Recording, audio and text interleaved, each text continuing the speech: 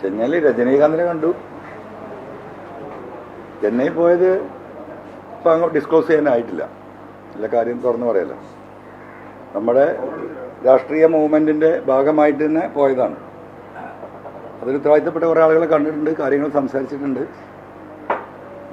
അപ്പോൾ ഇന്ത്യയിലെ ഏറ്റവും വലിയ മതേതരത്വം ശക്തമായി ഉയർത്തിപ്പിടിക്കുന്ന ഒരു നേതാവ്, അവരുമായി ബന്ധപ്പെട്ട ആളുകളെയൊക്കെ കണ്ടിട്ടുണ്ട്. അല്ല, അതാരെ വേണമെങ്കിൽ നിങ്ങൾക്ക് പറയാം.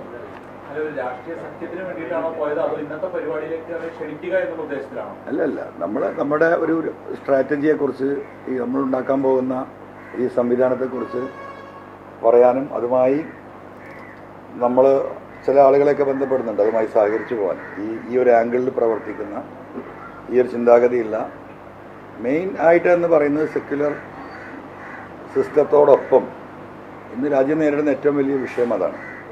അതിലൊപ്പം നിൽക്കാൻ കഴിയുന്നവരെ കൂടെ കൂട്ടുക എന്ന നയം തന്നെയാണ്. ഞാൻ ഈ വിഷയത്തിൽ എങ്ങനെയാണ് ഇടതുപക്ഷ പാർലമെൻ്ററി പാർട്ടിയിൽ നിന്ന് അവരെന്നെ പുറത്താക്കിയെന്ന് പറയുന്നതിൻ്റെ പേരിലാണ്. ഞാൻ നടത്തിയ പോരാട്ടം ഇവിടുത്തെ പോലീസ് ക്രിമിനലുകൾക്കും അവർക്ക് സപ്പോർട്ട് ചെയ്യുന്ന രാഷ്ട്രീയ പൊളിറ്റിക്കൽ സെക്രട്ടറിക്കും എതിരെയായിരുന്നു ഞാൻ നടത്തിയ നീക്കം. ആ നീക്കം അവസാനം ബഹുമാനപ്പെട്ട മുഖ്യമന്ത്രി എന്നെ തള്ളിപ്പറയുകയും എന്നെ കള്ളനാക്കുകയും ഞാൻ നൽകിയ പരാതികൾ അവജ്ഞയോടുകൂടി തള്ളുന്നു എന്ന് പറയുകയും പൊളിറ്റിക്കൽ സെക്രട്ടറി ഏറ്റവും എന്ത് പ്രവർത്തനം നടത്തുന്നതാണ് ആശു? എന്തൊരു പ്രവർത്തനം പറഞ്ഞില്ല, മാതൃകാപരമായ പ്രവർത്തനം നടത്തുന്ന വ്യക്തിയാണെന്നും പറഞ്ഞതോട് കൂടിയിട്ട് പിന്നെ എനിക്കതിലൊരു റോളുമില്ല.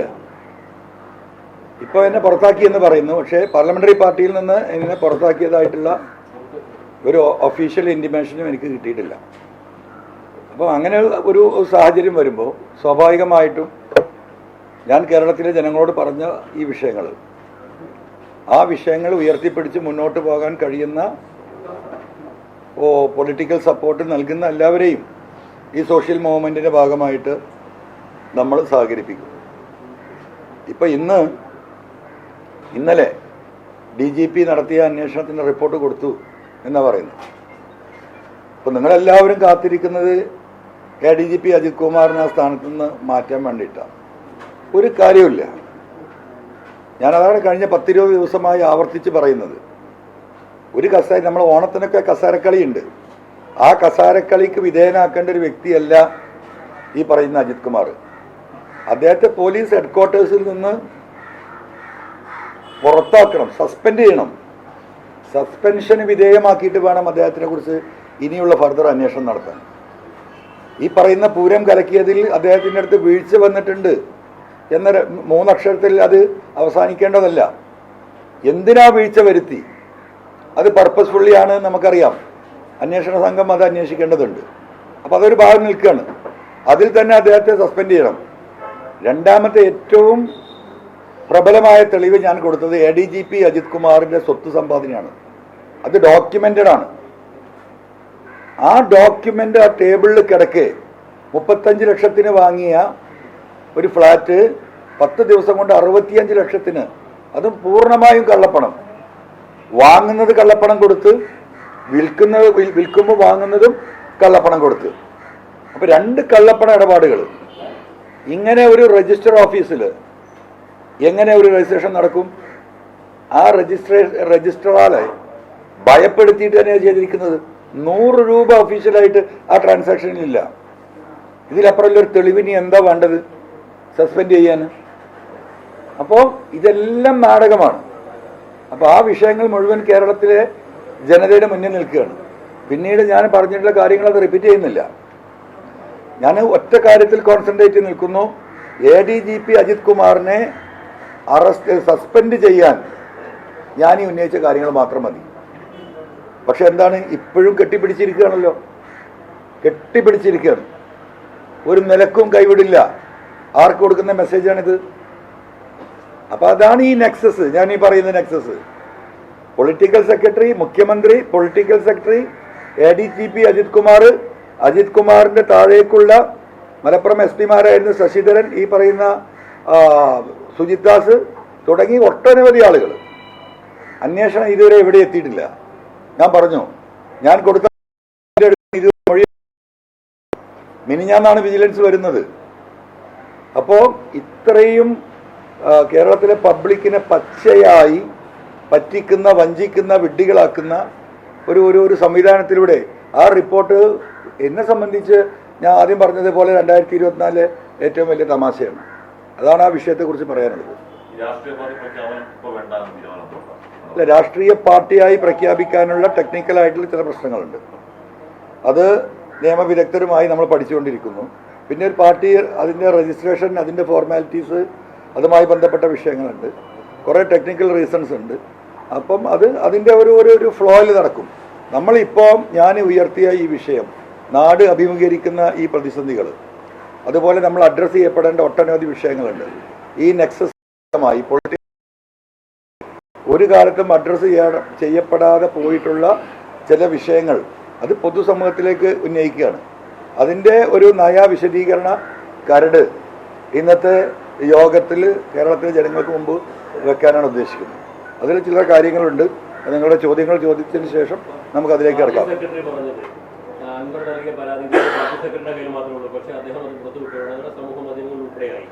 അത് നിങ്ങൾ തന്നെ മാധ്യമങ്ങളോടും ജനപൊതുസമൂഹത്തോടും പറയുന്ന എല്ലാവരും പരിശോധിച്ചു.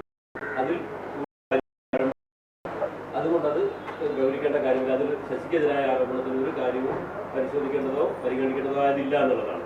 അത്ര ലാഘവത്തോടെ തള്ളാവുന്ന ഒരു പരാതിയാണോ അത്? അല്ല, അത് കേരളത്തിലെ എന്താ പറയുക, സഖാക്കൾ പരിശോധിക്കട്ടെ, പൊതുസമൂഹം പരിശോധിക്കട്ടെ. പാർട്ടിക്ക് അങ്ങനെ തോന്നിയിട്ടുണ്ടെങ്കിൽ, ഞാനത് പറഞ്ഞു, പശ്ചിമ ബംഗാളിനേക്കാളും വളരെ മോശമായ അവസ്ഥയിലേക്ക് കെട്ടിവച്ച കാശ് CPM സ്ഥാനാർത്ഥികൾക്ക് കേരളത്തിൽ കിട്ടാത്ത അവസ്ഥയിലേക്ക് ഇതിനെ കൊണ്ടുപോകുന്നു. ആ ബഹുമാനപ്പെട്ട മുഖ്യമന്ത്രിയുടെ ആ നയത്തിനൊപ്പം പാർട്ടി കൂടി നിൽക്കുന്നത് എന്തിനാണ് എന്ന് കേരളത്തിലെ ജനങ്ങളോട് ഒരു ഘട്ടത്തിൽ പാർട്ടിക്ക് വിശദീകരിക്കേണ്ടി വരും. അത്ര മോശമായ അവസ്ഥയിലാണ്. ഇപ്പം കണ്ണുരുട്ടി ഒരുപാട് ആളുകളെ തടഞ്ഞു നിർത്തുന്നുണ്ട് കേരളത്തിൽ. അവർക്കൊക്കെ ഇതിലേക്ക് വരണമെന്ന് ആഗ്രഹിക്കുന്നവരാ. പക്ഷെ അവർക്ക് പലർക്കും വരാൻ കഴിയില്ല. അവർക്ക് അവരുടെ റേഷൻ കാർഡ് വെട്ടും വരും. പലരും ഈ പറയുന്ന ലൈഫ് പദ്ധതിയിൽ അപേക്ഷ കൊടുത്ത് കാത്തിരിക്കുന്നവരാണ്. ഒരു വീട്ടിലൊരു കക്കൂസെങ്കിലും സർക്കാരിൽ നിന്ന് കിട്ടാതെ അത് പണിയാൻ കഴിയാത്ത, സാമ്പത്തിക ശേഷിയില്ലാത്ത പാവപ്പെട്ട മനുഷ്യരാണ്.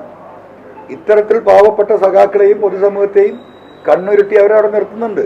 പക്ഷേ ഇവർക്കൊക്കെ പ്രതികരിക്കാനുള്ളൊരു ദിവസം വരും. അത് തെരഞ്ഞെടുപ്പാണ്.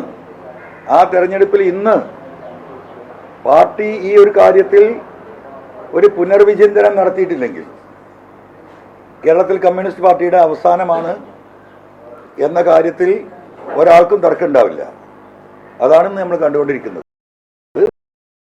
പാർട്ടി സഖാക്കൾ മനസ്സിലാക്കുന്നുണ്ടാവും. ഇന്ന് നിങ്ങൾക്ക് കാണാൻ ആയിരക്കണക്കിന് സഖാക്കൾ വരുന്നത്. ഇവരെന്താ പറയുന്നത്? അവിടെ വരുന്നവരൊക്കെ വർഗീയവാദികളാണ്.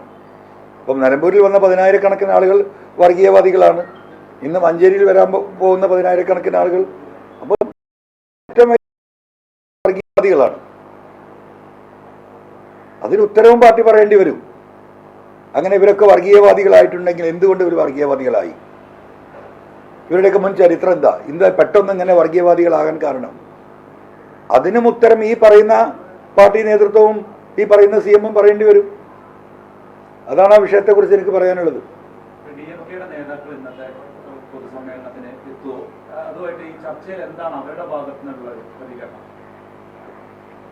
അത് ഇപ്പൊ പറയാനായിട്ടില്ല.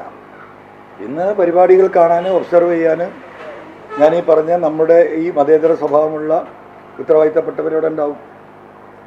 സ്റ്റേജിലുണ്ടാവില്ല, അവരോടെ ഉണ്ടാവും. അതാ ജനക്കൂട്ടത്തിൽ കണ്ടെത്താൻ നിങ്ങളുടെ കഴിവാണ്. അപ്പൊ അത് നിങ്ങളുടെ കഴിവാ. ആ ജനക്കൂട്ടത്തിൽ എവിടെയെങ്കിലും ഇവരൊക്കെ ഉണ്ടാവും. ഇവർ ഈ കാര്യം പരിശോധിക്കാൻ വരുന്നവരാണ്. അതിൽ അവർ മാത്രമല്ല, വേറെ പലരും ഉണ്ട്. അത് നിങ്ങൾ ഇഷ്ടംപോലെ ആളുകൾ ഇന്നുണ്ടാവുമല്ലോ. സാങ്കേതിക പ്രശ്നം എന്നുള്ളത്, അതായത് രാഷ്ട്രീയ പാർട്ടി രൂപീകരിക്കാനുള്ള സാങ്കേതിക പ്രശ്നം ഒരുപക്ഷെ താങ്കളുടെ MLA കാലാവധിയോടുകൂടി തീരും. അതിനുശേഷം ഇതൊരു രാഷ്ട്രീയ പാർട്ടിയായി മാറും, അങ്ങനെയാണോ? അല്ല, അതല്ല. നമ്മൾ ഉയർത്തിയ ഈ വിഷയം സാമൂഹികമായി ഉയർത്തിക്കൊണ്ടുവരണം. കേരളത്തിലെ എല്ലാ ജില്ലകളിലും ഇതുമായി ബന്ധപ്പെട്ട് ഇതുമായി സഹകരിക്കാൻ ആയിരക്കണക്കിന് ആളുകളുണ്ട്. അതിന് ഒരു നെറ്റ്വർക്ക് സിസ്റ്റം ഉണ്ടാക്കുന്നുണ്ട്. ഇപ്പോൾ ഞാൻ ആകെ യോഗം നടത്തിയിരിക്കുന്നത് മലപ്പുറം ജില്ലയിലാണ്. ഇനിയുള്ള ദിവസങ്ങളിൽ കേരളത്തിലെ മറ്റുള്ള 13 ജില്ലകളിലും ഈ ആശയം ജനങ്ങളിലേക്ക് എത്തിക്കാൻ സമ്മേളനം നടത്താൻ തന്നെയാണ്. ഈ കണ്ണൂരിലെ പ്രബലനായ ഒരു പാർട്ടി നേതാവ് താങ്കളുടെ കൂടെ ഉണ്ടെന്ന് പറഞ്ഞു. അപ്പോൾ ഡിവൈഎഫ്ഐ പറഞ്ഞു ഒരു പാർട്ടി നേതാവ് പോയിട്ട് പാർട്ടി അംഗം പോലും താങ്കളുടെ കൂടെ ഉണ്ടെന്നാണ്. ഡിവൈഎഫ്ഐ അത് പറഞ്ഞുകൊണ്ട് ഡിവൈഎഫ്ഐ ആരാ പറയുന്നത്? നേതാക്കന്മാരല്ലേ. ആ അഭിപ്രായം അണികൾക്കുണ്ടോ ചോദിക്കുന്നവർ. ഇപ്പോൾ ഡിവൈഎഫ്ഐ ആയാലും CPM ആയാലും ഈ പറയുന്ന അഭിപ്രായം ആ നേതാക്കൾ മാത്രമാണ്. അണികൾ അഭിപ്രായം ആക്സെപ്റ്റ് ചെയ്യുന്നുണ്ടോ എന്നുള്ളത് അവരൊന്ന് ഭൂമിയിലേക്ക് ഇറങ്ങി അന്വേഷിക്കട്ടെ എന്ന്. ഇന്നത്തെ പരിപാടിയിൽ അങ്ങനെ അപ്രതീക്ഷിതമായ പ്രബലരായ നേതാക്കളൊക്കെ ഉണ്ടാവും. പറയാൻ പറ്റില്ല, ഇപ്പൊ അതൊന്നും പറയാൻ പറ്റില്ല. നമ്മളങ്ങനെ ഞാൻ പറഞ്ഞില്ലേ, എനിക്ക് ഈ കാര്യത്തിൽ ഒരു തിരക്കില്ല. തുടക്കം മുതലേ ഭയങ്കര തിരക്ക് കേൾക്കാം. നിങ്ങളെ തിരക്ക് കൊണ്ടാണ് ഇപ്പൊ ഈ ആഴ്ച തന്നെ ഈ കാര്യം പറയേണ്ടി വന്നത്. ഇത് 2-3 ആഴ്ച കൂടി കൊണ്ടുപോകണമെന്ന് വിചാരിച്ചിരുന്നു. അപ്പൊ ഇനിയെങ്കിലും എന്നെ തിരക്കാതിരിക്കുക. ഞാനൊന്നും മെല്ലെ ഈ ആളുകളായിട്ട് ഈ സാധാരണക്കാരായിട്ട് പോട്ടെ. ഇന്നിപ്പോ അവിടെ രാവിലെ പന്തൽ വന്നപ്പോൾ ഉയർന്ന ചോദ്യത, ആരാ പ്രബലന്മാര്? ഈ നാട്ടിലെ സാധാരണക്കാരാണ്, ഈ നാട്ടിലെ തൊഴിലാളികളാണ്, ഈ റോട്ടിൽ വണ്ടി ഓടിക്കുന്ന ഓട്ടോറിക്ഷ തൊഴിലാളികൾ, ടാക്സി തൊഴിലാളികളാണ്, വഴിയോര കച്ചവടക്കാരാണ്. അവരാണ് ഈ രാജ്യത്തിന്റെ പ്രബലര്. അവരിലാണ് ഞാൻ വിശ്വാസം അർപ്പിക്കുന്നത്. അങ്ങനെ പ്രബലരായിട്ടുള്ള 10,000-കണക്കിന് ആളുകൾ ഇന്നത്തെ സമ്മേളനത്തിൽ പങ്കെടുക്കും. അത്രയേ ആ വിഷയത്തെക്കുറിച്ച് പറയാൻ പറ്റുള്ളൂ. അവരിലാണ് ഞാൻ പ്രബലത കാണുന്നത്. നല്ല തേച്ച് മിനുക്കിയ ഷർട്ടും മുണ്ടും എന്താ പറയുക സുന്ദരമായ മുഖവും നല്ല വാക്ചാരിതയും ഉണ്ടെങ്കിൽ അവർ പ്രബലരാണ് എന്ന് തെറ്റിദ്ധരിച്ചൊരു സമൂഹം ഇവിടെ ഉണ്ട്. ആ തെറ്റിദ്ധരിച്ച സമൂഹത്തിനെ തെറ്റിത്തിരുത്തിക്കാൻ ജനമാണ് ഇതിൻ്റെ ശക്തി, ജനമാണ് പ്രബലര്. ആ ആശയത്തിലേക്ക് കേരളത്തിലെ യുവാക്കളെ കൊണ്ടെത്തിക്കുന്ന ഒരു പ്രോസസ്സിൻ്റെ ഭാഗമാണ് കേരളത്തിലെ ഈ പറയുന്ന ഡെമോക്രാറ്റിക് മൂവ്മെന്റ് ഓഫ് കേരള എന്ന് പറയുന്ന ഈ സോഷ്യൽ സംവിധാനം. അതാണ് ഞാൻ ഇതിൽ ഉദ്ദേശിക്കുന്നത്.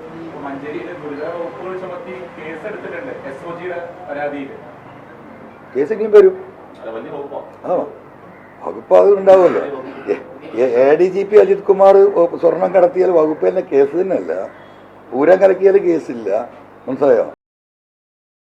പോലീസ് ഫോൺ ചോർത്തുന്നു, അവിടുത്തെ അത്യാധുനിക ഈ പറയുന്ന മാവോയിസ്റ്റ് ആക്രമണം നിയന്ത്രിക്കുന്നതിന് കുറ്റങ്ങൾ ചെയ്യുന്ന ആളുകളെ കണ്ടെത്താൻ വേണ്ടിയിട്ടുണ്ടാക്കിയ സിസ്റ്റം ചോർത്തി ഈ പറയുന്ന ADGP അജിത് കുമാറും സുജിത് ദാസും അവർക്ക് ആവശ്യമായ കേരളത്തിലെ പ്രബലരായ മന്ത്രിമാരുടെ, പൊതുപ്രവർത്തകരുടെ, പത്രമാധ്യമ പ്രവർത്തകരുടെ, സമൂഹത്തിന്റെ മുന്നിൽ നിൽക്കുന്ന എല്ലാവരുടെയും ഫോൺ ചോർത്തുന്നുണ്ട് എന്ന വിവരം എനിക്ക് ലഭ്യമായിട്ടുണ്ട്. ഇത് പരിശോധിക്കണം എന്ന് പറഞ്ഞ പരാതി കൊടുത്ത്, ആ പരാതി കൊടുത്ത കട്ടവനവിടെ നിൽക്കട്ടെ, കണ്ടവനവിടെ നിൽക്കട്ടെ, കാണാത്ത ഞാൻ പറയാം എന്ന് പറയുന്ന സ്ഥിതിയാണ്. ഇതാണ് ഇന്നത്തെ കേരളത്തിന്റെ സ്ഥിതി. കേസെടുക്കട്ടെ എന്ന്. ഇന്ന് ചിലപ്പോൾ ഈ പരിപാടിയുടെ മുന്നിൽ ചിലപ്പോൾ എന്നെ അറസ്റ്റ് ചെയ്ത് കൊണ്ടേക്കാം. ഞാനതിന് റെഡിയായിട്ട് നിൽക്കുന്നു. അന്വേഷണ റിപ്പോർട്ടിൽ ഉദാൻ കേസ്, മാമി കേസ് ഇതിലൊക്കെ അന്വേഷണത്തിൽ വീഴ്ചയുണ്ടെന്ന് പറയുമ്പോൾ പോലും ADGP കണക്ട് ചെയ്തൊന്നും അതിലില്ല. ADGP മന്ദപുത്രനല്ലേ? ആ മന്ദപുത്രൻ എന്ത് ചെയ്യും? താങ്കളുടെ പാർട്ടിയുടെ ഷോർട്ട് ഫോം DMK എന്നാണ് പേര്. അപ്പൊ DMK അത്ര ശക്തമല്ലെങ്കിലും കേരളത്തിലെ ഒരു പാർട്ടി എന്ന നിലയ്ക്കുണ്ട്. അത് തമ്മിലൊരു കൺഫ്യൂഷൻ വരുമോ? അല്ല, കൺഫ്യൂഷൻ വരാണെന്നില്ലല്ലോ. അങ്ങനെ ഇപ്പോൾ Kerala Congress M, Kerala Congress B, Kerala Congress C, പിന്നെ ഏതൊക്കെയല്ലേ അശ്മി, വല്ല കൺഫ്യൂഷൻ ഇവിടെ ഉണ്ടാവും. ഒരാൾക്കും ഒരു കൺഫ്യൂഷൻ ഇല്ല. ഇതിപ്പോൾ ആ തമിഴ്നാട്ടിലൊരു DMK ഉണ്ട്, ഇവിടെ ഒരു DMK ഉണ്ട്. ഒരിക്കലും കൺഫ്യൂഷൻ ഇല്ലല്ലോ. അങ്ങനെ ആ ബ്രാക്കറ്റിൽ ഞാൻ പറഞ്ഞല്ലോ, ഈ പറയുന്ന സോഷ്യൽ മൂവ്മെന്റ്. താങ്കളുടെ പാർട്ടിയിലുള്ള നിലപാട് വൈകാതെ വ്യക്തമാക്കുന്നതാണ്. എന്താണ് UDF ഒരു നിലപാട് സമദൂരമാണോ? ഞാനോ? ഞാൻ അതിനെക്കുറിച്ചൊന്നും ഇപ്പോൾ ആലോചിച്ചിട്ടില്ല. ഈ എന്താ പറയുക, കുട്ടി പറക്കുന്നേ ഉള്ളൂ. അപ്പം ഇതുവരെ ഗർഭിണിയാണ്. ഇന്നേ പ്രസവിക്കുന്നുള്ളൂ. ഇങ്ങനെ എന്താ പറയുക, ഒന്ന് ഭൂമിയിലേക്ക് ഇറങ്ങി എന്താ പറയുക, ഒരു കാലുറക്കാനുള്ളൊരു ചെറിയ സമയമെങ്കിലും വേണ്ടേ? ജനം എന്ത് തീരുമാനിക്കുന്നു നോക്കാൻ നോക്കുന്നു. You will see. ഇത് ആരുടെയും കുത്തകയല്ല ജനം. അങ്ങനെ ചില ധാരണയിൽ നടക്കുന്നുണ്ട്. അപ്പം നിങ്ങളുടെ ചോദ്യത്തിൽ തന്നെ അതാണല്ലോ, എന്താ പ്രബലന്മാരുണ്ടോ? എന്താണ് ഇതിൻ്റെ മീനിങ്? നിങ്ങൾ ഉദ്ദേശിക്കുന്ന പ്രബലന്മാരാക്കിയതാരാ? ഇനി ആ ആംഗിളിൽ നമുക്ക് സംസാരിക്കാം. ഈ നാട്ടിലെ സാധാരണക്കാരായ ജനങ്ങളല്ലേ. അപ്പം പ്രബലരല്ലാതാക്കുന്നത് ആരാണ്? ഈ പറയുന്ന ജനതയാണ്. ആ ജനതയ്ക്ക് വേണ്ടിയാണ് ഞാൻ സംസാരിക്കുന്നത്. അവർ ഈ സമൂഹത്തിൽ എന്താ പറയുക നേരിട്ട വിഷയങ്ങളാണ് ഞാൻ ഉന്നയിച്ചത്. ഒരു ജില്ലയെ തന്നെ പരിപൂർണമായിട്ടും അപരവൽക്കരിക്കുന്ന രീതിയിൽ പറയുക മാത്രമല്ല, അത് ലോകം മുഴുവൻ എത്തത്തക്ക രീതിയിൽ ഡൽഹിയിൽ പോയിട്ട് പത്രസമ്മേളനം നടത്തുക, എന്നിട്ട് പിന്നെ ഞാനത് അങ്ങനെ പറഞ്ഞില്ല എന്ന് പറയാം. എന്താ ഇവർക്ക് പറ്റിയ PR ടീമിന് പറ്റിയ അമളിയാണെന്ന് പറയുക. എന്നാൽ അങ്ങനെ ഒരു അമളി പറ്റിയിട്ടുണ്ടെങ്കിൽ ആ പത്രം ഇറങ്ങി 15ാമത്തെ മണിക്കൂർ രാത്രി 8:30 മണിക്ക് ഞാൻ അതിനെക്കുറിച്ച് ഒരു പൊതുയോഗത്തിൽ സംസാരിക്കുന്നത്. പിറ്റേ ദിവസം 30 മണിക്കൂർ കഴിഞ്ഞിട്ടാണ് മുഖ്യമന്ത്രിയുടെ ഓഫീസിൽ നിന്ന് ഇതൊരു വിശദീകരണമാണ്. അങ്ങനെ ഒരു തെറ്റ് പറ്റിയിട്ടുണ്ടെങ്കിൽ രാവിലെ എന്തുകൊണ്ട് ഇതൊക്കെ കള്ളല്ലേ, പച്ചക്കള്ളം. ഇതൊക്കെ ഇനിയും നമ്മൾ വെറുതെ ചർച്ച ചെയ്തുകൊണ്ടിരിക്കണം. ആളുകൾക്ക് ഇതൊക്കെ മനസ്സിലായിട്ടുണ്ട്.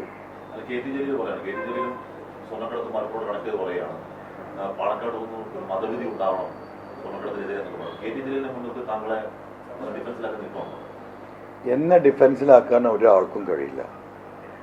കാരണം ഞാൻ ഈ നാട്ടിലെ ഇവിടെ പോലീസ് നടത്തിയ ക്രിമിനൽ ആക്ടിവിറ്റിയെ കുറിച്ചാണ് ഞാൻ പറയുന്നത്. ഇത് കൊണ്ടോട്ടി അങ്ങാടിയിലെ കടല വറക്കുന്നവർക്കറിയാം. ഈ ഇന്റലിജൻസും വിജിലൻസും ക്രൈംബ്രാഞ്ചും SSBയും എല്ലാം ഒരു പോലീസ് സേനയിലുണ്ടായിട്ട് ഒരു SP-യും ഒരു ഡാൻസ് ഓഫ് സംഘവും ഇത് നടത്തി നമുക്ക് വിശ്വസിക്കാൻ കഴിയില്ല. അതുകൊണ്ടാണ് ഞാൻ പറയുന്നത് ഈ ADGP അജിത് കുമാറും P ശശിയിലേക്കും അവരുടെ കൃത്യമായ സഹായവും അവരുടെ ഒരു ഉറപ്പുമില്ലെങ്കിൽ എങ്ങനെ 3 കൊല്ലം നടത്തുക? ഒരു 5 ആളെ കടത്തി 10 സ്വർണം പൊട്ടിച്ച് നമുക്ക് മനസ്സിലാക്കാം. ഇത് അങ്ങാടി പാട്ടാണ്. രാത്രിയിൽ വരുന്ന കരിപ്പൂർ എയർപോർട്ടിന്റെ 2 കിലോമീറ്റർ നീളത്തിലുള്ള മെയിൻ റോഡിന്റെ 2 ഭാഗത്തുള്ള കടകൾ രാത്രി 10 മണിക്ക് അടക്കണം. അലിഖിത നിയമം. ഇതൊക്കെ ഇത്രയും പച്ചയായി ഈ കാര്യങ്ങൾ നടന്നിട്ട് ഇനിയും അതിനെ ന്യായീകരിക്കാൻ എന്ത് ബേസിലാണ് ഈ പാർട്ടി ഇതിനെ ന്യായീകരിക്കുന്നത്? എന്താ പാർട്ടി ഇതുകൊണ്ട് ഉദ്ദേശിക്കുന്നത്? ഇത് എവിടെ പോയി എത്തണമെന്ന് ആഗ്രഹിക്കുന്നത്?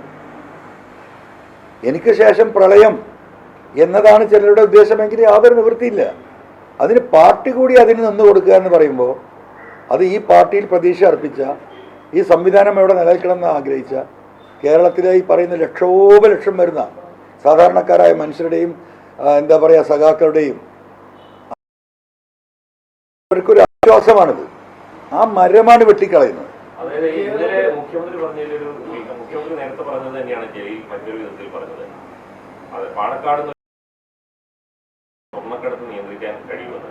അതായത് ഒരു സമുദായത്തെ അല്ലെങ്കിൽ ഒരു മതവിഭാഗത്തെ തന്നെയാണ് അത് പ്രതികൂട്ടിലാക്കി അദ്ദേഹം സംസാരിച്ചത്. അല്ല, ജലീൽ അങ്ങനെ പറഞ്ഞതെന്ന് എനിക്കറിയില്ല. ജലീൽ അത് പറഞ്ഞിട്ടുണ്ടെങ്കിൽ അദ്ദേഹത്തിൻ്റെ പൊതുജീവിതത്തിൽ അദ്ദേഹം നടത്തിയ ഒരു സമൂഹത്തിന് എതിരെ നടത്തിയ ഏറ്റവും മോശപ്പെട്ട ഒരു സ്റ്റേറ്റ്മെൻ്റായിട്ട് അതിനെ കാണാൻ പറ്റും. അത്രത്തോളം അദ്ദേഹം തരം താഴും എന്ന വിശ്വാസം എനിക്കില്ല. ഞാനത് കേട്ടിട്ടില്ല. കേരളത്തിൽ പല മുന്നണികളുമുണ്ട്, പല രാഷ്ട്രീയ പാർട്ടികളുമുണ്ട്. ഇതെല്ലാം ഒഴിവാക്കിക്കൊണ്ട് PV അൻവർ തമിഴ്നാട്ടിൽ പോയി രാഷ്ട്രീയം പ്രാർത്ഥിക്കേണ്ട ആവശ്യമുണ്ട്. ഇവിടെ നിൽക്കാൻ സമ്മതിക്കാത്തതുകൊണ്ട് ഇവിടെ നമ്മളൊരു രാഷ്ട്രീയം എന്ന് പറയുന്നത് ഒരു പഞ്ചായത്തിലോ ഒരു ജില്ലയിലോ ഒരു സംസ്ഥാനത്തോ നിൽക്കുന്നത്. നമ്മുടെ രാഷ്ട്രീയ ഭരണക്രമം എന്താണ്? രാജ്യത്തിൻ്റെ പാർലമെൻറ്റ്, അതിൻ്റെ താഴെ സ്റ്റേറ്റ്, അതിൻ്റെ താഴെ ഡിസ്ട്രിക്റ്റ്, അതിൻ്റെ താഴെ വരുമ്പോൾ നമ്മുടെ ഗ്രാമപഞ്ചായത്തുകൾ. ഇതാണല്ലോ നമ്മുടെ ഒരു ഭരണക്രമം. അപ്പോൾ ഈ രാഷ്ട്രീയം എന്ന് പറയുന്നത് ഒരു പഞ്ചായത്തിനോ ഒരു ജില്ലക്കോ ഒരു സ്റ്റേറ്റിനോ ഉള്ളതല്ല. നമ്മളൊരു രാഷ്ട്രീയപരമായ നമ്മുടെ ഒരു കാഴ്ചപ്പാട് ഒരു രാജ്യത്തിൻ്റെ വ്യവസ്ഥാപിതമായ വ്യവസ്ഥിതിക്കനുസരിച്ച് വേണം നമ്മൾ അതിനെ ഷേപ്പ് ഔട്ട് ചെയ്യാൻ. അപ്പോൾ സ്വാഭാവികമായിട്ടും രാജ്യം നേരിടുന്ന ഏറ്റവും വലിയ വിഷയം നമ്മൾ ആദ്യം സൂചിപ്പിച്ച പോലെ ഈ പറയുന്ന കമ്മ്യൂണൽ ഇഷ്യൂസും വർഗീയതയും തന്നെയാണ്. അതിനെ കൃത്യമായി അതിനെതിരെ അഡ്രസ്സ് ചെയ്യുന്ന ഒരു ലീഡർഷിപ്പ് സ്വാഭാവികമായിട്ടും ആ ഒരു മൈൻഡിലൊരു വ്യക്തി എന്ന നിലക്ക് ഞാനല്ല വേറെ ആരായാലും അന്വേഷിക്കും. അത് ഇന്ന് തെരഞ്ഞാൽ കാണാവുന്ന ഒരു പേര് എന്ന് പറയുന്നത് ഈ പറയുന്ന സ്റ്റാലിൻ തന്നെയാണ്. നിങ്ങളൊന്ന് ആലോചിച്ച് നോക്കുക. ഈ പാർലമെൻറ്റ് തെരഞ്ഞെടുപ്പിൽ 40 സീറ്റാണ് അവിടെ. 23 സീറ്റിലാണ് ആ പാർട്ടി മത്സരിച്ചത്. ബാക്കി 17 സീറ്റും ഘടകകക്ഷികൾക്ക് കൊടുത്തിരിക്കുന്നു. സത്യത്തിൽ അവിടെയുള്ള ഘടകകക്ഷികളുടെ അവസ്ഥ എനിക്കറിയാം. ഒരു 5ഓ 8ഓ സീറ്റ് പോലും കൊടുത്താൽ തൃപ്തരാകും മൊത്തം അവിടെയുള്ള എല്ലാ ഘടകകക്ഷികൾക്കും. പക്ഷെ എന്താ അദ്ദേഹം ചെയ്തത്? ഒരു വോട്ട് പോലും പോകരുത്, ഒരു കമ്മ്യൂണിറ്റി പോലും നഷ്ടപ്പെടരുത്, ഒരു സാമൂഹ്യ സംഘടനയുടെ വോട്ട് പോലും ബി ജെ പിയിലേക്ക് പോകരുത്. ബി ജെ പിയുടെ എൻട്രി അങ്ങനെ തന്നെ അങ്ങോട്ട് സീൽ ചെയ്തു. എന്തുമാത്രം വലിയ സാക്രിഫൈസ് ആ പാർട്ടി നടത്തിയത്. തിരിച്ച് നിങ്ങൾ കേരളത്തിലേക്ക് ആലോചിച്ച് നോക്കൂ.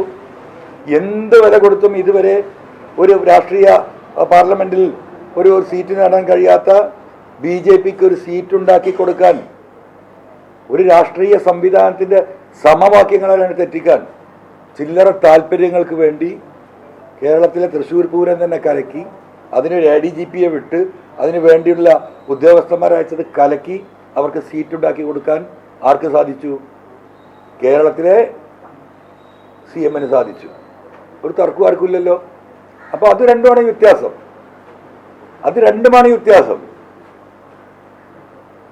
അതുകൊണ്ട് തന്നെയാണ് അങ്ങോട്ടേക്ക് പോകുന്നത്. ഈ CPM ആയിട്ടാണ് ഫൈറ്റ്, പ്രത്യേകിച്ച് മുഖ്യമന്ത്രി PCC അങ്ങനെ പ്രമുഖമാരുമായിട്ടാണ് താങ്കൾ നിഷേധിച്ചാലും അവരൊക്കെ പ്രഗത്ഭർ തന്നെയാണ്. അപ്പോൾ ഒരു പാർട്ടി രൂപീകരിക്കുക അല്ലെങ്കിൽ അതൊരു കൂട്ടായ്മയിലേക്ക് മാറുക എന്നൊക്കെ പറയുമ്പോഴും അതിന് നിയമപരമായ കാര്യങ്ങളുണ്ട്. അത് സംഘടന നിയമപരമായ രജിസ്ട്രേഷൻ ഇല്ലെങ്കിൽ പോലും ഒരു പൊതുയോഗത്തിൽ ആ സംഘടന പ്രഖ്യാപിച്ചാൽ പോലും അതിന്റെ രജിസ്ട്രേഷൻ ഒക്കെ കേസിലേക്കും മറ്റുമൊക്കെ പോകാം. നിയമവിദഗ്ധമായി നിർദ്ദേശം തേടിയിരുന്നു. അല്ല, അതൊക്കെ ഭയപ്പെട്ടിട്ട് അതൊക്കെ ബാധിക്കാൻ പോകുന്നത് ഇപ്പോൾ ഈ 3 വർഷത്തെയാണല്ലോ. അപ്പം ഇതിൻ്റെയൊക്കെ ആകത്തുക ചുരുക്കം എന്താണ്? ഞാനിതൊക്കെ നിർത്തിയിട്ട് ആ സാധനം തൊക്കിൽ വെച്ചിട്ട് MLA ആയിട്ട് ഇങ്ങനെ ഇരിക്കണം എന്നല്ലേ? അങ്ങനെ ഇരിക്കാനൊന്നും ഞാൻ ഉദ്ദേശിക്കുന്നില്ല. നമുക്ക് നമ്മൾ ഉന്നയിച്ച വിഷയങ്ങൾ മുന്നോട്ട് കൊണ്ടുപോകണം. അതിന് നമുക്ക് കുറച്ച് പിൻബലം വേണം. അതിൻ്റെ ഒരു പിൻബലം ഈ പറയുന്നത്, ഇപ്പോൾ ഒരു നിയമസഭയിൽ ഞാനൊരു നിയമസാമാജികന എന്ന നിലയ്ക്ക് എനിക്ക് കുറേ നിയമ സംരക്ഷണമുണ്ട്. ആ സംരക്ഷണ വലയം എത്രത്തോളം നിലനിർത്താൻ കഴിയുമോ അത്രത്തോളം നോക്കും. ആ സംരക്ഷണ വലയത്തിൻ്റെ ഉള്ളിൽ നിന്നുകൊണ്ട് ഈ ഫൈറ്റ് മുന്നോട്ട് കൊണ്ടുപോകാൻ കഴിയില്ലെങ്കിൽ അപ്പത് ബ്രേക്ക് ചെയ്യും. അതല്ലാതെ കാലാകാലം ഇത് താങ്ങി പിടിച്ചിരിക്കുക എന്നുള്ള ഉദ്ദേശമൊന്നുമില്ല. ഇന്നത്തെ ഒരു സാഹചര്യം ഇപ്പം 8-10 കേസിൻ്റെ പേരിലുണ്ട്. ഇനി എത്ര കേസുകൾ അതിൻ്റെ പണിപ്പുരയിലാണെന്നറിയില്ല. ഈ മൂവ്മെൻറ്റ് മുന്നോട്ട് കൊണ്ടുപോകണം. അപ്പോൾ ഇത് ഇങ്ങനെയുള്ള വല്ലാത്തൊരു സിറ്റുവേഷനിലാണ്. ആ സിറ്റുവേഷനെ എങ്ങനെ മാനേജ് ചെയ്യാൻ പറ്റും ടെക്നിക്കലായിട്ട് ലീഗലായിട്ട് എന്നുള്ള നോക്കുന്നത്? എന്താ പറയുക, അത് കളരിപ്പയറ്റും കുംഫും കരാട്ടെ എല്ലാം കൂടെ പഠിച്ചിട്ടില്ല, ഒരു കളി കളിച്ച് നോക്കുകയാണ്. ഇങ്ങനെയൊക്കെ ആണെങ്കിൽ എനിക്ക് ലീഗൽ റൈറ്റ് ഉണ്ടെങ്കിൽ പോലും നാളെ രാവിലെ തന്നെ എന്നെ സസ്പെൻഡ് ചെയ്യപ്പെടാം നിയമസഭയിൽ നിന്ന്. ഒരു തർക്കമില്ല. എന്നെ പാർട്ടിയിൽ നിന്ന് ഇതുവരെ പാർലമെന്ററി പാർട്ടിയിൽ നിന്ന് പുറത്താക്കിയ നോട്ടീസ് കിട്ടിയിട്ടില്ല. ഞാൻ സ്പീക്കർക്ക് കത്ത് കൊടുത്തിട്ടുണ്ട്. ഞാൻ എൻ്റെ സീറ്റ് മാറ്റിയത് എന്തിനടിസ്ഥാനത്തിലാണ്, പ്രതിപക്ഷ ബെഞ്ചിലേക്ക് എന്തടിസ്ഥാനത്തിലാണ് എന്നെ മാറ്റിയത്, അതിൻ്റെ കാരണം അറിയിക്കണമെന്ന് പറഞ്ഞ് കത്ത് കൊടുത്തിട്ടുണ്ട്. ആ കത്തിന് മറുപടി കിട്ടുമോ നോക്കട്ടെ. ആ മറുപടിക്കനുസരിച്ചായിരിക്കും ഈ നിലപാട് സ്വീകരിക്കുക. അപ്പോൾ പിന്നെ ഇത്രയൊക്കെ ഈ പറയുന്ന നിയമപരിരക്ഷയുടെ ഉള്ളിൽ നിന്നുകൊണ്ട് ഞാൻ പ്രവർത്തിച്ചാൽ പോലും നാളെ പൊളിറ്റിക്കലി എന്നെ സസ്പെൻഡ് ചെയ്യുകയാണെങ്കിൽ എൻ്റെ പ്രതീക്ഷ കേരളത്തിലെ അല്ലെങ്കിൽ ഇന്ത്യയിലെ നിയമവ്യവസ്ഥിതിയിലാണ്. ആ നിയമപരമായ പോരാട്ടം നമ്മൾ നടത്തും.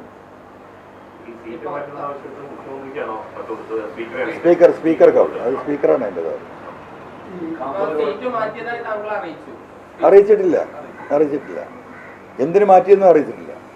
താങ്കൾക്കെതിരെ ഈ ഇതുവരെ ഒരു വർഗീയ ചാപ്പയായിരുന്നു CPM ചാർജ് തന്നത്. താങ്കളുടെ പിന്നിൽ വർഗീയ സംഘടനകളായിരുന്നു എന്നുള്ളതാണ്. ഇപ്പൊ MK സ്റ്റാലിനെ സംബന്ധിച്ച് ഇന്ത്യയിൽ പിണറായി വിജയനേക്കാൾ ഈ ഫാസിസ്റ്റ് വിരുദ്ധനായി കാണപ്പെടുന്ന ആളാണ്. ഇനി സ്റ്റാലിനുമായിട്ട് DMK ആയിട്ട് സഹകരിച്ച് പ്രവർത്തിക്കുകയാണെങ്കിൽ പുതിയതായിട്ട് എന്ത് ചാപ്പയാണ് പ്രതീക്ഷിക്കുന്നത്? പലതും ആക്കാതെ അവർക്ക് എന്ത് പറയാതെ. ഞാൻ പറഞ്ഞില്ലേ, ഒരു മുസ്ലിം വിട്ടുപോയാൽ ഓൻ സുഡാപ്പി, ഒരു ഹിന്ദു വിട്ടുപോയാൽ ഓൻ സംഘി, ഒരു ക്രിസ്ത്യാനി CPM വിട്ടാൽ ഓൻ ക്രിസംഗി. ആ പടി ഇറങ്ങുന്നതിന് മുമ്പ് കുത്തും. ആ സ്റ്റെപ്പ് ഇറങ്ങുന്നതിന് മുമ്പ് കുത്തിക്കാളും. അത് കുറേ ആളവർ കുത്തി. അപ്പം അതുകൊണ്ട് തന്നെ അതിന് ആദ്യം എന്താ പറയുക നേരിട്ടത്. വീട്ടിൽ ജോലി ചെയ്തിരുന്ന എന്താ പറയുക പിന്നാക്ക സമുദായത്തിൽപ്പെട്ട കാളിക്കുട്ടിയുടെ മുലപ്പാൽ ഞാൻ കുടിച്ചിട്ടുണ്ട് എന്ന് എന്നെ കൊണ്ട് അവർ പറയിച്ചതാ. അപ്പോൾ അതിലൊക്കെ ഇപ്പോൾ അവർ പരാജയപ്പെട്ടു. ഇനി അവർക്കൊരു വഴിയില്ല. ഇനി ആകെ വഴി എന്താ? കേസിൽ കുടുക്കി ജയിലിലടക്കുക എന്നുള്ളത്. അവർ നോക്കട്ടെ എന്ന് നമുക്ക് നോക്കാം. ആരുമായിട്ട് ഞാനൊരു ചർച്ച നടത്തില്ല. ഒരു ചർച്ചയും നടത്തിയിട്ടില്ല. ആദ്യം നിങ്ങൾ ചോദിക്കും ആരാ പിന്നിൽ, ആരുമായിട്ടാണ് ചർച്ച. ഞാനിപ്പോൾ ഈ പോകുന്നു അതിൽ പലരും നമ്മളെ വിളിച്ച് ഈ പറയുന്ന പോലെ പിന്തുണ അറിയിക്കുന്നുണ്ട്. നിങ്ങൾ മുന്നോട്ട് ഞങ്ങളൊന്ന് നോക്കട്ടെ, ഞങ്ങളൊക്കെ കൂടെ ഉണ്ട് എന്ന് പറയുന്ന വളരെ ഉത്തരവാദിത്തപ്പെട്ട ഒരുപാട് ആളുകളുണ്ട്. ഞാൻ വാർത്തയിൽ കണ്ടു അത്. അല്ല, അതൊന്നും അവർക്ക് ബാധകമല്ലെങ്കിൽ എല്ലാ കാലത്തും അവരെ സഹായിച്ചിട്ടുള്ള ഒരു വിഭാഗമാണ് AP വിഭാഗം, നമുക്കറിയാലോ. അപ്പോൾ അവരെ കൊണ്ടൊക്കെ അങ്ങനെ പറയിപ്പിക്കുക എന്ന് പറഞ്ഞാൽ അവർക്കും അത്തരത്തിലുള്ള അനുഭവങ്ങളുണ്ടാവും. ഞാൻ ആ മാഗസീൻ ഞാൻ കണ്ടില്ല. മുഖ്യ സ്റ്റാലിനെയും പിണറായി വിജയനും തുടർച്ചയായി താരതമ്യം ചെയ്തുകൊണ്ടേയിരിക്കുന്നു. അത്തരം താരതമ്യത്തിലൂടെ CPM നിന്നുള്ള ഒരു വിഭാഗം അതിന്റെ ഫലമായി താങ്കളൊപ്പം വരുമെന്ന് പ്രതീക്ഷിക്കുന്നുണ്ട്. ഒന്നും കൂടെ ചോദിച്ചാൽ ഞാൻ മൈൻഡ് പോയി. MK സ്റ്റാലിനെയും പിണറായി വിജയനും എങ്ങനെ MK സ്റ്റാലിനെയും പിണറായി വിജയനും സംഘപരിവാർ വിരുദ്ധതയുടെ പേരിൽ മറ്റു ഇപ്പോൾ തുടർച്ചയായി താരതമ്യം ചെയ്തുകൊണ്ടിരിക്കുക. അതിന്റെ ഉദ്ദേശം കമ്മ്യൂണിസ്റ്റ് വിഭാഗത്തിൽ നിന്നുള്ള ഒരു വിഭാഗത്തെ അടർത്തിയെടുത്ത് താങ്കളൊപ്പം കൂട്ടാനാകുമെന്നുള്ള പ്രതീക്ഷയാണോ? ഉണ്ടല്ലോ, എന്തിനും അടർത്തുന്ന ആൾറെഡി ഉണ്ടല്ലോ. ആയിരക്കണക്കിന് സഖാക്കളുണ്ട്. അവരിതുവരെ നടത്തിയിരുന്ന പ്രചരണം ഞാൻ ലീഗാവും, ഞാൻ ജമാഅത്ത് ഇസ്ലാമി ആകും, ഞാൻ കോൺഗ്രസിലേക്ക് പോകും എന്ന് പറഞ്ഞുകൊണ്ടായിരുന്നു ഈ സഖാക്കളെ ഒരു പരിധിവരെ അവർ തടഞ്ഞു നിർത്തിയിരുന്നത്. ആ വിഷയം ഇന്നത്തോടു കൂടി അവസാനിക്കല്ലേ. സ്റ്റാലിനും മുഖ്യമന്ത്രി പിണറായി വിജയനും തമ്മിൽ വളരെ അടുത്ത ബന്ധമുണ്ട്. താങ്കൾ ഈ ഒരു മൂവ്മെന്റൊക്കെ ആയിട്ട് വരുമ്പോൾ പിണറായി സ്റ്റാലിൻ വഴി ബ്ലോക്ക് ചെയ്യാൻ ശ്രമിക്കില്ല. അല്ല, ഞാൻ അങ്ങനെ ഒരു സ്റ്റാലിനെ കണ്ടിട്ട് ഇറങ്ങിയല്ല ഇതിന്. അങ്ങനെ ഒന്നും ഉണ്ടാവുമെന്ന് ഞാൻ പ്രതീക്ഷിക്കുന്നില്ല. ഞാൻ എൻ്റെ മൂവ്മെൻ്റ് ആയിട്ട് പോവും, അതിൽ ഒരു തർക്കമില്ല. ആരെ എവിടെ തടുത്താലും അടുത്ത വാതിൽ എനിക്ക് തുറക്കും, എനിക്കറിയാം. ഇല്ലെങ്കിൽ നമ്മളെ തുറപ്പിക്കും. ഇല്ലെങ്കിൽ ഈ അടഞ്ഞു കിടക്കുന്ന വാതിൽ ഈ ജനത്തിനെയും കൂട്ടിയിട്ട് ഞാൻ പോരാട്ടം തുടരും. അതിലൊന്നും PV Anwar ഒരു മടിയില്ല, ഒരു ബേജാറുമില്ല. കാരണം എനിക്ക് ഇതിലെന്തെങ്കിലും സ്വാർത്ഥ താല്പര്യങ്ങളുണ്ടെങ്കിലും ഒക്കെ ഞാൻ ഷെയ്ക്കാവും. എനിക്കതൊരു കാലിച്ചായൻ്റെ ഉദ്ദേശം ഇതിലില്ലാത്തടത്തോളം കാലം. ഇപ്പം മഞ്ചേരി ഇന്നത്തെ പരിപാടി നടക്കുക, എനിക്ക് കടം ഇല്ലെങ്കിൽ തന്നെ കടത്തിൻ്റെ മുകളിൽ അടുത്ത കടം കയറുകയാണ്. ഒരു 10 സെൻറ്റ് വിൽക്കാമെന്ന് വിചാരിച്ചാൽ യാതൊരു മാർഗ്ഗമില്ല. എല്ലാത്തിലും കൊടുത്തിട്ട് മിച്ചഭൂമിയാണ് കേസിട്ട് വെച്ചിട്ടുണ്ട്. മനസ്സിലായില്ലേ? ഒരു മനുഷ്യനെ മൂവ് ചെയ്യാൻ പറ്റാത്ത രീതിയിൽ 4 വഴിക്കും എന്നെ ലോക്കാക്കിയിട്ടുണ്ട്. അതിൻ്റെ ഇടയിൽ നിന്നിട്ടാണ് ഈ എന്താ പറയുക ഇതിന് നേതൃത്വം കൊടുക്കുന്നത്. ഇപ്പോൾ 7 കൊല്ലമായി നിങ്ങളൊക്കെ പാടെ പൂട്ടിച്ച പാർക്ക് സുപ്രീം കോടതി വരെ പോയിട്ട് അതിപ്പോൾ തുറക്കാനുള്ള order disaster management geological survey of India വന്ന് സർവേ നടത്തി ഇത് ഡിസാസ്റ്ററിലല്ല എന്ന് ഒഫീഷ്യലി അവർ അത് സർട്ടിഫൈ ചെയ്ത് കേരളത്തിലെ ഡിസാസ്റ്റർ മാനേജ്മെൻറ്റിന് ആ ഫയൽ കൈമാറി. ഡിസാസ്റ്റർ മാനേജ്മെൻറ്റിൻ്റെ CMൻ്റെ അണ്ടറിലായതുകൊണ്ട് CMൻ്റെ ഇനീഷ്യൽ വേണം. ആ സാധനം അദ്ദേഹത്തിന് മേശപ്പുറത്ത് കിടക്കുകയാണ്. ഞാൻ ഈ സ്റ്റേറ്റ്മെൻറ്റ് കൊടുക്കുന്നതിൻ്റെ 2 ദിവസം പടന്നാണ് അവിടുന്ന് ഇറങ്ങിയിട്ടില്ല. ഇനി അത് കിട്ടുമെന്ന് നിങ്ങൾക്ക് തോന്നുന്നുണ്ടോ? ഈ ഗവൺമെൻറ്റിൽ അത് ഒപ്പിടുന്നത് തോന്നുന്നുണ്ടോ? അപ്പം ഇതൊക്കെ ഒരു ഭാഗത്ത് നടക്കുന്നു. ഈ പാർട്ടിക്ക് വേണ്ടിയിട്ട് CPMന് വേണ്ടിയിട്ട് കഴിഞ്ഞ 8 വർഷത്തിനിടയിൽ എത്ര ശത്രുക്കളെ ഞാൻ ഉണ്ടാക്കി നിങ്ങൾക്കറിയാലോ. കേരളത്തിൻ്റെ നിയമസഭയിൽ ഒരാൾക്കും ഉന്നയിക്കാൻ കഴിയാത്ത ഒരാളും ഉണ്ടല്ലോ. ഇപ്പോൾ വലിയ പാർട്ടി സ്നേഹം പറയുന്ന 10 ഉണ്ടല്ലോ അവിടെ. ഈ പ്രതിപക്ഷത്തിനെതിരെ കാതലായ വിഷയങ്ങൾ വരുമ്പം മെല്ലെ മെല്ലെ ഒഴിഞ്ഞു മാറുക എന്നല്ലാതെ പ്രതിപക്ഷത്തിൻ്റെ മുഖത്ത് നോക്കിയിട്ട് 4 വർത്താനം പറയാനുള്ള സീരിയസ് ആയി പറഞ്ഞ ഒരു നേതാവിനെ അവിടെ കാണിച്ചു തരുക നിയമസഭയിൽ ഒരാളുണ്ടോ? കാരണം എന്താ? ഇതൊക്കെ ഷോപ്പിംഗാണ്. ഇതിൽ കുറേ നെക്സസ് ഈ പറഞ്ഞതുപോലെ. അപ്പോഴും അവിടെ രക്തസാക്ഷി ആരാ? PV Anwar. ഇപ്പം ഈ സാധാരണ ഈ സഖാക്കൾക്ക് വേണ്ടി പറഞ്ഞപ്പോൾ എന്നെ ചവിട്ടി പുറത്താക്കി. എന്നിട്ട് പാർട്ടി ഇതെന്ത് പാർട്ടിയത്? ഇതെന്ത് പാർട്ടിയാണ്? കണ്ണൂരിൽ ഞാൻ പറയട്ടെ, കണ്ണൂരിൽ കഴിഞ്ഞ 3 വർഷം 4 വർഷത്തിനിടക്ക് RSS BJP സംഘടനത്തിൽ എല്ലാ കേസുകളും BJP പ്രവർത്തകർ പ്രതികളായിട്ട് എല്ലാ കേസും വെറുതെ വിട്ടിരിക്കുന്നു. എന്നാലോ കമ്മ്യൂണിസ്റ്റുകാർ പ്രതികളായിട്ടുള്ള മുഴുവൻ ശിക്ഷിച്ചിരിക്കുകയാണ്. ഇതെൻ്റെ സ്റ്റേറ്റ്മെൻ്റ് അല്ല. ആ കണ്ണൂരിൽ നിന്ന് എന്നെ ബന്ധപ്പെട്ടുകൊണ്ടിരിക്കുന്ന, എന്നെ നേരിൽ വന്ന് കണ്ടും എൻ്റെ ടീമിനെയും ബന്ധപ്പെട്ടുകൊണ്ടിരിക്കുന്ന സഖാക്കളെടുത്തുള്ള വിവരമാണ്. ഇതെങ്ങനെയാണ് നടക്കുന്നത്? അപ്പം ഇതാ പറയുന്നത്. ഇതെല്ലാം സഖാക്കൾ മനസ്സിലാക്കുന്നത്, അനുഭവിക്കുന്നു. ഇനി അവർ തീരുമാനിക്കട്ടെ എന്ന്.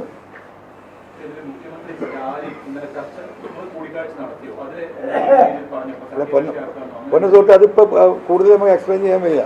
നമുക്ക് ഇന്നത്തെ കാര്യത്തിൽ ചെറിയ കാര്യങ്ങൾ കൂടി പറഞ്ഞ് നമുക്ക് അവസാനിപ്പിക്കാം. എനിക്കിനി അവിടെ ഇന്നൊരു 3 മണിക്കൂർ പ്രസംഗിക്കാൻ ഇല്ലെങ്കിൽ തന്നെ തൊണ്ട വയ്യ. ഇതിലായി വരുന്നുള്ളൂ. അല്ല, മകന് എന്താ വെച്ചാൽ ഞാൻ മിനിയാന്ന് എനിക്ക് പോകാനൊരു മാർഗം അറിയാലോ. ഇന്നലെ തന്നെ നിവൃത്തിയില്ലാതെ പോയതാണ്. അപ്പോൾ നമ്മുടെ ഈ പ്രപ്പോസൽ കൊടുത്ത് ഇവിടെ വിശ്വസിച്ച ആളെ കൊടുത്തുകൊണ്ട് നമുക്ക് ആരുമില്ലല്ലോ. ഇവിടെ നിങ്ങൾക്ക് ചായ ഉണ്ടായി തരുന്ന ഭാര്യയാണ്, പിന്നെ ഞാൻ മകൻ. ഇതാണ് പോരാട്ടം. അപ്പോൾ അതിന് വിട്ടാ അവൻ അതിൻ്റെ പണി കഴിഞ്ഞാൽ അവൻ പോണേലേ പോകും. ഈ താങ്കൾ ഉന്നയിച്ച കാര്യങ്ങൾ എന്താണ്, എത്രത്തോളം ഒരു സർക്കാരിനെ പ്രതിസന്ധിയിലാക്കിയിട്ടുണ്ട് എന്നതൊക്കെ ഈ DMK നേതാക്കൾക്ക് ഒരു ബോധ്യം ഉണ്ടല്ലോ അല്ലെ അവിടെ? ഇല്ല, അവരിപ്പം ഈ പറയുന്ന കഴിഞ്ഞ 1.5 മാസമായിട്ടുള്ള ഹിന്ദുവും ഇന്ത്യൻ എക്സ്പ്രസും ക്രോണിക്കിളും ഒക്കെ ഇത് സ്ഥിരമായിട്ട് ഡീറ്റെയിൽഡ് ആയിട്ട് ഇവിടെ വരുന്ന പോലെ റിപ്പോർട്ട് വരുന്നുണ്ട്. അവരിതിനെക്കുറിച്ച് അന്വേഷിച്ചിട്ടുണ്ട്, അവരുടെ ഇൻ്റലിജൻസ് അന്വേഷിച്ചിട്ടുണ്ട്. ഇത് ഇപ്പം ഈ കരിപ്പൂരിലെ ഈ സ്വർണ്ണ തട്ടിപ്പുമായി ബന്ധപ്പെട്ട വിഷയങ്ങൾ ഞാൻ ഉന്നയിച്ച വിഷയത്തിൻ്റെ ബേസ് അവർ മനസ്സിലാക്കിയിട്ടുണ്ട്. അപ്പം എല്ലാവർക്കും കാര്യങ്ങൾ ബോധ്യമുണ്ട്. ബോധ്യമില്ലാത്ത രണ്ട് ആൾക്കാർക്കാണ്. അതാരാ ആരാന്ന്? ഒന്ന് മുഖ്യമന്ത്രി, പിന്നെ ആരാ? അല്ല, ശശി പോട്ടെ, ശശി ഇതിലെ പ്രതിയല്ലേ, ഗോവിന്ദ മാഷ്. തമിഴ്നാട്ടിലെ ജനങ്ങൾക്ക് മനസ്സിലായി, കേരളത്തിലെ ജനങ്ങൾക്ക് കംപ്ലീറ്റ് മനസ്സിലായി. ഇതൊന്നും മനസ്സിലാത്ത രണ്ടാള്. അപ്പോഴേ നേരത്തെ പറഞ്ഞതുപോലെ തമിഴ്നാട്ടിലെ ഭരണത്തിനൊക്കെ വലിയ സ്വാധീനമുണ്ട്, അല്ലെങ്കിൽ അവർക്ക് ഇടപെടാൻ കഴിയുന്ന വിഷയമാണ് ഈ വന്യമൃഗ ശല്യ പ്രശ്നം. കാരണം പലപ്പോഴും നമ്മുടെ അതിർത്തി 5-6 ജില്ലകൾ തമിഴ്നാടിന്റെ ബോർഡറാണ്. അപ്പോൾ അവിടെ ഈ തമിഴ്നാടിന്റെ എന്തെങ്കിലും ഇടപെടൽ, പ്രത്യേകിച്ച് ഈ വന്യമൃഗങ്ങളെ നിയന്ത്രിക്കുന്ന കാര്യത്തിലോ അല്ലെങ്കിൽ ഇങ്ങനെ കേരളത്തിലേക്ക് ആളുകളൊക്കെ ചോദിക്കുന്ന കാര്യത്തിലൊക്കെ എന്തെങ്കിലും അവരുടെ ശക്തമായ സഹായം അവരുണ്ടാവും. കാരണം ഈ 2 സ്റ്റേറ്റും കൂടി വിചാരിച്ചാൽ തന്നെ നമ്മുടെ ഇപ്പം ഈ പറയുന്ന ഈ ബൗണ്ടറിയിൽ തമിഴ്നാടിൻ്റെ ബൗണ്ടറി ഷെയർ ചെയ്യുന്ന നമ്മുടെ സ്റ്റേറ്റിലെ ഈ വിഷയങ്ങൾ 2 സ്റ്റേറ്റുകൾ തമ്മിൽ കൃത്യമായ കോർഡിനേഷൻ ഉണ്ടായാൽ ആ വിഷയത്തിൻ്റെ ഒരു 90-95% നമുക്ക് പരിഹരിക്കാൻ കഴിയും. ഇത് അങ്ങനത്തെ ഒരു കോർഡിനേഷനും ഇല്ല. എന്താ നമ്മളെ വനംവകുപ്പ് മന്ത്രിയുടെ സ്ഥിതി നിങ്ങൾക്ക് അറിയാലോ. ആ സാധുവിന് വയസ്സായി, അദ്ദേഹത്തിന് എന്താ പറയുക, ആരോഗ്യപരമായ പ്രശ്നങ്ങളുണ്ട്. ഈ ഉദ്യോഗസ്ഥൻ ഞാൻ പണ്ട് പറഞ്ഞിട്ടുണ്ട്, KS സുധാകരൻ ഫോറസ്റ്റ് മന്ത്രിയാകുന്ന കാലത്ത് അന്ന് അദ്ദേഹം എന്നോട് പറഞ്ഞിട്ടുണ്ട്, അതായത് ഇതിലേറെ ആരോഗ്യം, ഇതിലേറെ ശേഷിയും ഇതിലേറെ ശക്തിയും ഉണ്ടായിരുന്ന സുധാകരൻ ഉള്ള കാലത്ത് എന്നോട് പറഞ്ഞ, എൻ്റെ അൻവറെ ആന കെട്ടി വലിച്ചാൽ ഈ വകുപ്പ് അനങ്ങൂല കേട്ടോ. അദ്ദേഹം ഉപയോഗിച്ച വാക്കതാ, ഇന്നും എനിക്ക് ഓർമ്മയുണ്ട്, 20 വർഷം മുമ്പ് പറഞ്ഞതാ. അപ്പം അങ്ങനെ ഒരു വകുപ്പിൽ ഇങ്ങനെ ഒരു മന്ത്രിയും കൂടി ഉണ്ടായാൽ എന്താ സ്ഥിതി? അയാൾക്ക് സാധിക്കില്ല. ഞാൻ പാർട്ടിയോട് പലപ്പോഴും ഇത് പറഞ്ഞിട്ടില്ല, ഈ വകുപ്പ് പാർട്ടി ഏറ്റെടുക്കണം, അത് നല്ല ശേഷിയുള്ളവർക്ക് കൊടുക്കണം. ഇത് ഈ പറയുന്ന ഘടകകക്ഷികൾക്ക് കൊടുക്കേണ്ടതല്ല. ഈ പറയുന്ന 10, 80, 90 ലക്ഷം ആളുകളെ ബാധിക്കുന്ന വിഷയമാണ്. അത് പാർട്ടി ഏറ്റെടുക്കണം, മറ്റ് വകുപ്പുകൾ കൊടുക്കണം, ഇത് കൈകാര്യം ചെയ്യണം. ഇത് കേന്ദ്രമാണ് എന്ന് പറഞ്ഞുകൊണ്ട് ഇതിൽ നിന്ന് തടി ഊരുന്നതല്ല ഒരു ഗവൺമെന്റിന്റെ ഉത്തരവാദിത്തം. ആ ഉത്തരവാദിത്തം ഗവൺമെന്റ് നിർവഹിക്കാനുള്ള നടപടികൾ സ്വീകരിക്കണമെന്ന് ഞാൻ പറഞ്ഞിട്ടുണ്ട്.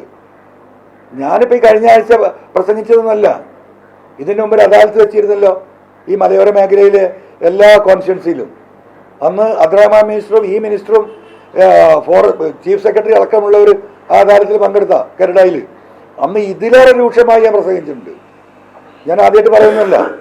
പക്ഷെ താങ്കൾ ഈ നിരന്തരം ഞാൻ പാർട്ടിക്ക് കത്ത് കൊടുത്തിരുന്നു എന്ന് പറയാം. ഗോവിന്ദ മാഷ് അവസാനം നടത്തിയ വാർത്താ സമ്മേളനത്തിൽ പറഞ്ഞത് ശശിക്കെതിരായ ഒരു പരാതി മാത്രമാണ് ലഭിച്ചത്. താങ്കൾ നേരത്തെ പറഞ്ഞിരുന്ന ഒരു പുസ്തകമാക്കാനുള്ള അത്രയും പരാതി ഉണ്ട് എന്നാണ്. പക്ഷെ ഇതിന് മുൻപ് ഒരു പരാതിയും കിട്ടിയിട്ടില്ല എന്നാണ് പറയുന്നത്. അതിപ്പോഴല്ലേ പറഞ്ഞു, ഞാൻ പുസ്തകമാക്കാനുള്ള പരാതി മാസങ്ങളായി, കഴിഞ്ഞ 3-4 ആഴ്ചയായിട്ട് ഞാൻ പറഞ്ഞുകൊണ്ടിരിക്കുക. എന്ത് ഇതിൻ്റെ ഇടയിൽ മറുപടി പറഞ്ഞ് എനിക്കിനിപ്പോൾ AKG സെൻറ്ററിൽ പോയിട്ട് ആ പെട്ടി തുറന്നിട്ട് എടുത്ത് നിങ്ങൾക്ക് കാണിച്ചു തരാൻ പറ്റുമോ? അതിൽ വസ്തുത ഉണ്ടെങ്കിൽ എന്ന് പറയണം. ഞാൻ ആദ്യം പറഞ്ഞ അന്ന് പറയണം. ഞാനത് പറയാൻ തുടങ്ങിയിട്ട് 1 മാസമായി. ഇന്നലെ മിനിയാന്നോ മാഷായി പറഞ്ഞാൽ മതിയോ?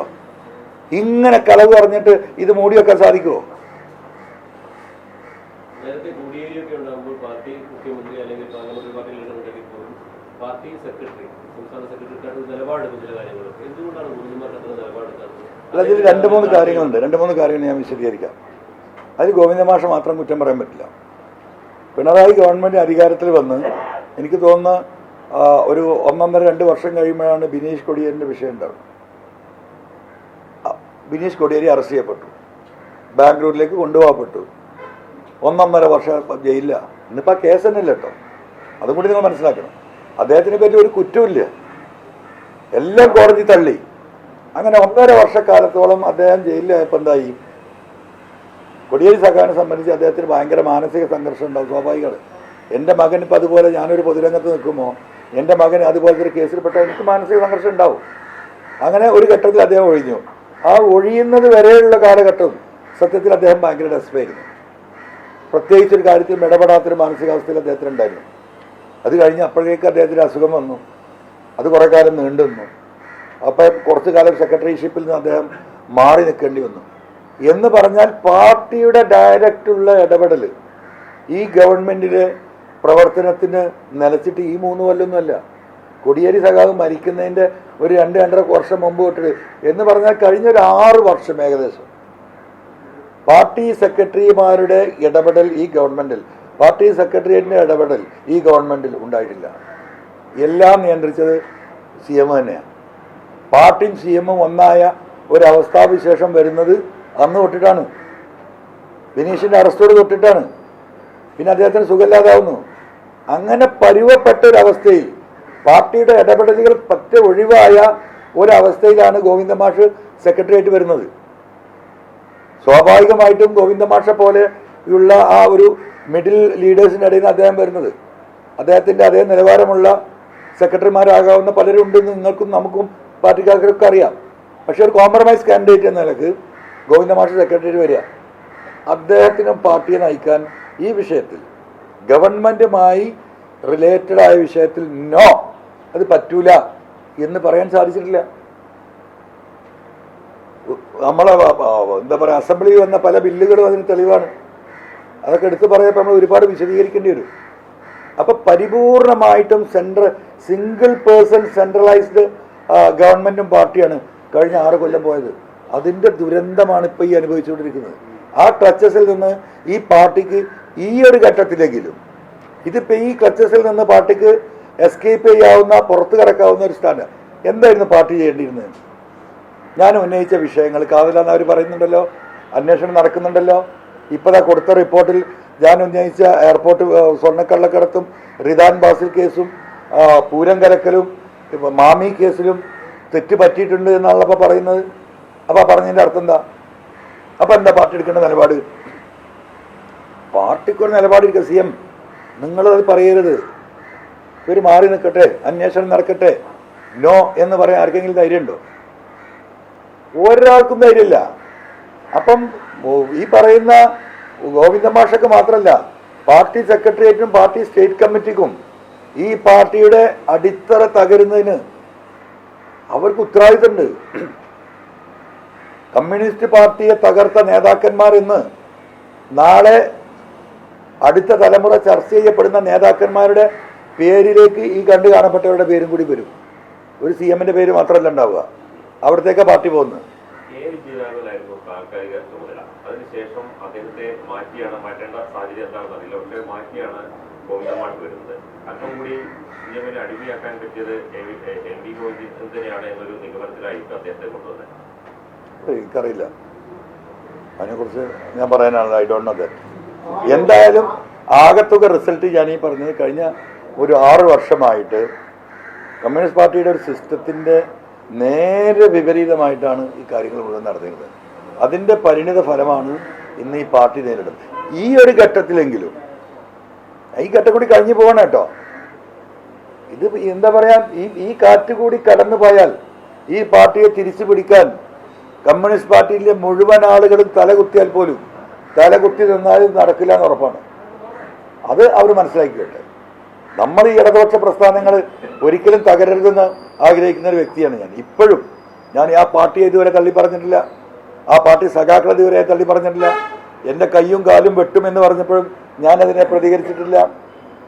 കാരണം എന്താ അറിയോ, ഒരു വീണ്ടും ഒരു തിരിച്ചറിവ് ഉണ്ടാകാനുള്ള ഒരു സാധ്യത എൻ്റെ ഒരു സ്റ്റേറ്റ്മെന്റ് കൊണ്ട് അത് മുടങ്ങിപ്പോകരുത് എന്ന എന്താ പറയുക, എൻ്റെ ധാർമ്മിക ബാധ്യതയാണ് ഞാൻ ഈ നിമിഷം വരെ ഞാൻ നിറവേറ്റിയിട്ടുള്ളത്. ഇനി അടുത്ത സ്റ്റെപ്പിലേക്ക് ഞാൻ കടന്നാൽ ആ ബാധ്യത കഴിയാൻ പോവാ, ആ ബാധ്യത എന്നെ കഴിയാൻ പോവാ. ഞാൻ കുറച്ചുകൂടി തുറന്നു പറയും ഞാൻ. അപ്പം അങ്ങനെ പോകാനാണ് തീരുമാനമെങ്കിൽ അങ്ങനെ പോട്ടെന്ന്. ഇപ്പൊ രക്തസാക്ഷികളുടെയും പറയുന്ന AKGയുടെയും EMSന്റെയും ഒക്കെ കഥ പറഞ്ഞ് നടന്നിട്ട് ഒരു കാര്യമില്ല.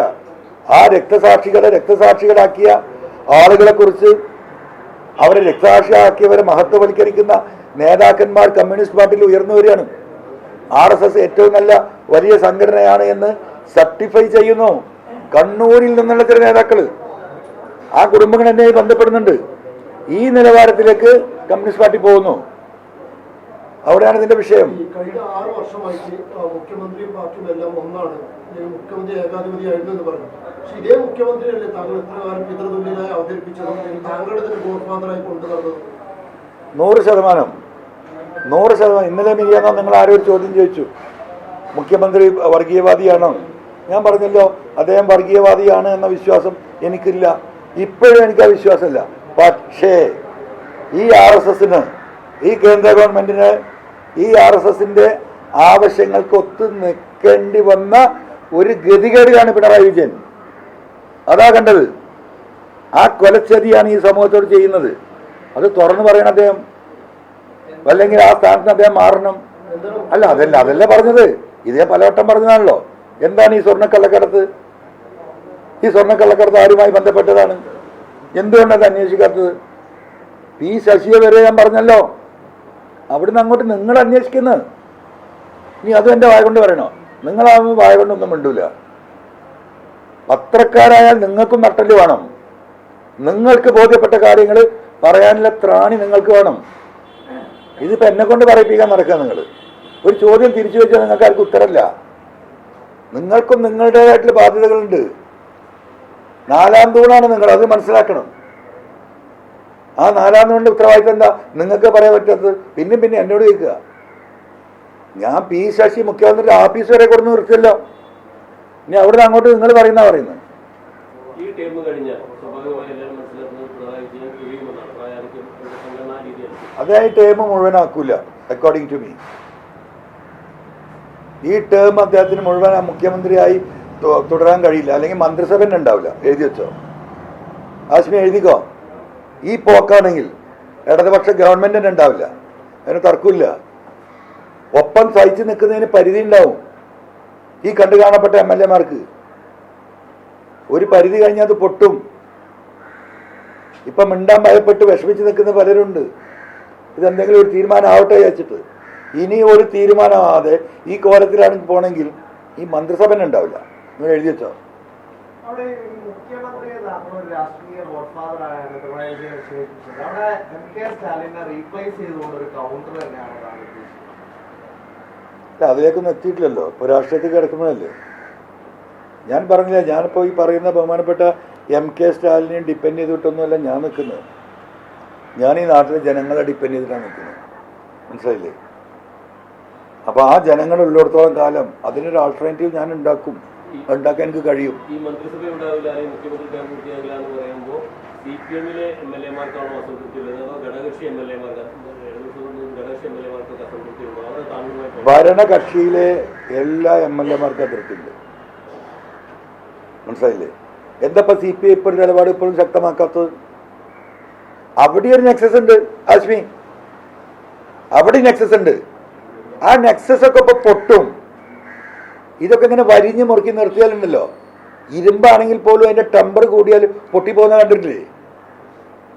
ആ ടെമ്പർ ഓരോ ദിവസം ഇതിങ്ങനെ ഹീറ്റ് ആകുമ്പോൾ ആ ടെമ്പർ കൂടുക, ആ ഹീറ്റ് വർദ്ധിച്ചുകൊണ്ടിരിക്കുക, പൊട്ടും.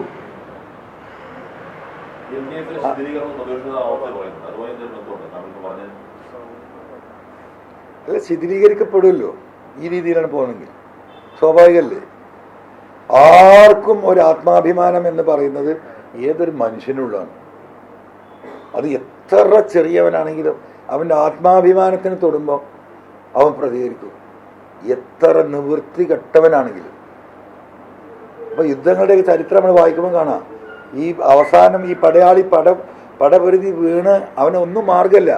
അപ്പം എതിരാളി വന്നിട്ട് ഈ ശൂലം കുത്തി ഇറക്കാൻ വരുമ്പം ആ കിടക്കുന്നിടത്ത് ഇവൻ്റെ മുഖത്തേക്ക് തുപ്പും. അവൻ അതേ മാർഗമുള്ളൂ. അതാണ് ഒരു മനുഷ്യൻ്റെ അവസാനത്തെ പ്രതികരണം. ആ അവസ്ഥയിലേക്ക് കേരളത്തിലെ കൊണ്ടുപോകുന്നുണ്ട്. അത് ഇവർ കാണും ഈ പോക്കാണെങ്കിൽ.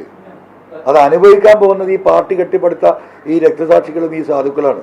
അതിൻ്റെ ദുരന്തം അനുഭവിക്കാൻ പോകുന്നത്. പക്ഷെ അതിനൊന്നും പുല്ല് വിലയാണ്. എന്ത് രക്തസാക്ഷി!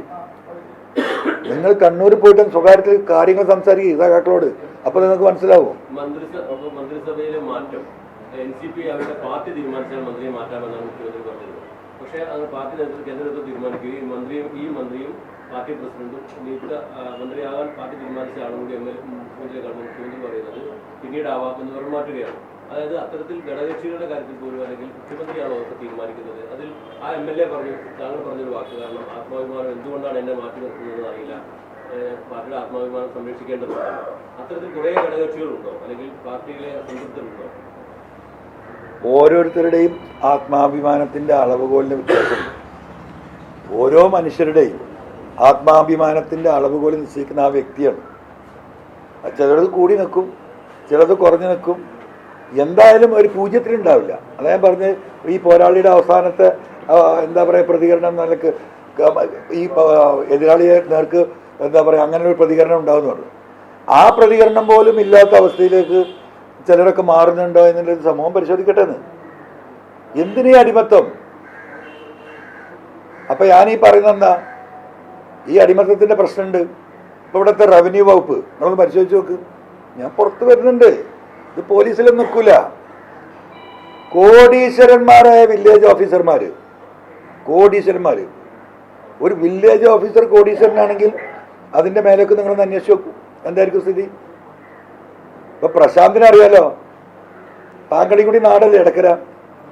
50 സെന്റ് സ്ഥലം 5 ഫാമിലി കൂടി പോലീസ് സ്റ്റേഷൻ പണിയാൻ വേണ്ടിയിട്ട് തന്നു. ഇവരൊക്കെ ഉണ്ട് അതിൽ. സംയുക്തമായി ഞങ്ങളുടെ കമ്മിറ്റി ഉണ്ടാക്കി ജനങ്ങൾ ഫ്രീ ആയിട്ട് തന്ന സ്ഥലമാണ്. ആ 50 സെന്റ് സ്ഥലം പോലീസിന് കൈമാറി ആ വീട്ടുകാർ കൊടുത്തിട്ട് ഇന്ന് വരെ അതിന്റെ എന്താ പറയാ ലാൻഡ് ട്രാൻസ്ഫർ നടന്നിട്ടില്ല. റവന്യൂ വകുപ്പ് കൊടുത്തിട്ടില്ല. കാരണം എന്താ, അതിനിപ്പോൾ ആരും പൈസ കൊടുക്കാനില്ലല്ലോ. 3 മാസമായി ഞാൻ നിലമ്പൂർ തഹസിൽദാർക്ക് ഒരു വിവരാവകാശം കൊടുത്തിട്ട്. എന്താ വിവരാവകാശം? നിലമ്പൂർ താലൂക്കിൽ നികത്താൻ പെർമിറ്റ് കൊടുത്ത ഭൂമികളുടെ ഡീറ്റെയിൽസ് ചോദിച്ച് ഒരു MLA ഒരു കത്ത് കൊടുത്തിട്ട് 3 മാസം കഴിഞ്ഞു, ഇന്ന് വരെ തന്നിട്ടില്ല. ഇപ്പൊ കളക്ടർക്ക് അപ്പീൽ കൊടുത്തിരിക്കുന്നു ഞാൻ. അപ്പം മൊത്തം കേരളം നിങ്ങൾ പരിശോധിക്കുകയാണെങ്കിൽ ഇങ്ങനെ പലതും. ഇപ്പൊ കോറികൾ, കാരണം നമ്മുടെ നയരേഖയിൽ പറയാൻ പോകുന്ന കാര്യം എന്താ, കോറികൾ ഇവിടെ എത്ര ക്രഷറുകൾ പൂട്ടിയിരിക്കുന്നു. എന്താ പൂട്ടാൻ കാരണം? പൂട്ടിയിരിക്കുന്നതിന്റെ കാരണം പറഞ്ഞത് ഇവർക്ക് പെർമിറ്റ് ചെയ്ത പാറയിൽ അവർക്ക് 1 ലക്ഷം ടണ്ണാണ് പെർമിറ്റ് ചെയ്തിട്ടുണ്ടെങ്കിൽ അവർ 1.25 ലക്ഷം പൊട്ടിച്ചിട്ടുണ്ട്, അല്ലെങ്കിൽ 1.5 ലക്ഷം പൊട്ടിച്ചിട്ടുണ്ട്. ആ 1.5 ലക്ഷം പൊട്ടിച്ചാൽ എന്താ ചെയ്യേണ്ടത്? എക്സ്ട്രാ പൊട്ടിച്ചതിന് അവർ ഫൈൻ ഇടണം. ഫൈന് എന്ന് പറയുന്നത് ആദ്യം പൊട്ടിച്ചത് ഒരു യൂണിറ്റിന് എന്താ പറയുക 1000 രൂപയാണെങ്കിൽ ഫൈന് വരുമ്പോൾ 3000 രൂപ വരും. 10, 200, 250ഓളം ക്രഷറുകൾ പൂട്ടിക്കിടക്കുക. ഇവരിതിന് ഫൈൻ അടക്കാൻ തയ്യാറാണ്. കാരണം ഇത് പൊട്ടിച്ച് പോകുമ്പോൾ അങ്ങനെ കയറിപ്പോവും. പിന്നെ ഈ പറഞ്ഞ പോലെ വീണ്ടും വന്ന് അസസ് ചെയ്ത് കഴിഞ്ഞാൽ ഓരോ ക്രഷറും 2, 3, 4, 5 കോടി രൂപ കൊടുക്കാനാണ്. ഒരാൾക്ക് ഇത് കണക്കാക്കിയിട്ടാ ഈ പൈസ അടക്കുമെന്ന് പറഞ്ഞിട്ടില്ല. ഈ ക്രഷർ ഉടമകൾ ഇങ്ങനെ കയറി ഇറങ്ങാൻ തിരുവനന്തപുരത്ത്. ഇതൊന്ന് നിശ്ചയിച്ചു കൊടുക്കണ്ടേ? നിശ്ചയിച്ചു കൊടുത്താൽ പൈസ അടച്ചാൽ. ഇപ്പം ഞാൻ മനസ്സിലാക്കിയത്, കോറി അസോസിയേഷനും ക്രഷറുകാരുമായി സംസാരിച്ച ഞാൻ മനസ്സിലാക്കിയത്, ഏകദേശം ഇപ്പം ഫൈന് കിട്ടുകയാണെങ്കിൽ 1500, 2000 കോടിൻ്റെ ഇടക്ക് ഫൈന് കിട്ടാനുണ്ട്. അപ്പൊ എന്താ, ഈ ക്രഷർ ഇവർ ഈ ലോബി തുറക്കാൻ സമ്മതിക്കൂല. ഗവൺമെന്റിലൊരു സെക്ടറാണ്. അപ്പൊ എന്താ, വർക്ക് ചെയ്യുന്നവർക്കൊക്കെ മെറ്റലിന്റെ വില കൂടും. ഹൈ ഡിമാൻഡ് സാധനമില്ല. ഒന്ന്. രണ്ടാമത്, ഈ പറയുന്ന മംഗലാപുരത്ത് പോയാൽ കർണാടകയിൽ നിന്ന് അങ്ങനെ ഒഴുകി വരികയാണ് സാധനം. പാലക്കാട് പോയി കഴിഞ്ഞിട്ടുണ്ടെങ്കിൽ ഈ പറയുന്ന കോയമ്പത്തൂർ വഴിയും അതുപോലെ തന്നെ പൊള്ളാച്ചി വഴിയും കോടിക്കണക്കിന് രൂപയുടെ സാധനം ഇങ്ങോട്ട് ഒഴുകുന്നു. കൊല്ലത്ത് പോയാൽ പുനലൂർ വഴി ഒഴുകുന്നു. അപ്പം ഒരു ദിവസം ഏകദേശം 15 തൊട്ട് 20, 25 കോടി രൂപയുടെ മെറ്റീരിയൽസ് അന്യ സംസ്ഥാനത്ത് ഇങ്ങോട്ട് വരുന്നു. നമുക്ക് വല്ല ടാക്സ് ഉണ്ടോ? ഒരു പൈസ ടാക്സ് ഇല്ല, ഒരാൾക്കും കിട്ടാനില്ല. അതൊരു ഭാഗത്ത് നടക്കുക. ഇപ്പം അവർ ചെയ്തിരിക്കുന്ന മറ്റൊരു കാര്യം, ഇപ്പം നാഷണൽ ഹൈവേന്റെ വർക്ക് നടക്കുകയാണ്. അഴിമതി നടക്കുന്നതിന്റെ കാര്യങ്ങൾ പറയും, നിങ്ങളിലേക്ക് ശ്രദ്ധിക്കുക. മറ്റൊരു കാര്യം ഇപ്പം അവർ ചെയ്തിരിക്കുന്നത് എന്താ, ഇപ്പം നമ്മുടെ നാഷണൽ ഹൈവേന്റെ വർക്കുകൾ നടക്കുന്നുണ്ട്. ഈ ക്രഷറുകൾ തുറന്നു വെച്ചാൽ ലക്ഷക്കണക്കിന് ആളുകൾക്ക് അവരുടെ തൊഴിലുണ്ടാവും. ആ ഏർപ്പാട് നടക്കും, അവരെ വണ്ടി ഓടും, ആ ഉള്ള പ്രദേശം ഒന്ന് ഉണരും. ഇതിന് പുറമെ അത് തുറന്നു കൊടുക്കില്ല, ഫൈൻ അടക്കാൻ അവർ അതിൻ്റെ ഫൈന് കണക്കാക്കി കൊടുക്കില്ല. ഇതിനൊക്കെ പുറമെ ഇപ്പം കഴിഞ്ഞ ആഴ്ച ഒരു ഓർഡർ ഇറങ്ങിയിരിക്കുന്നു. എന്താ ഓർഡർ?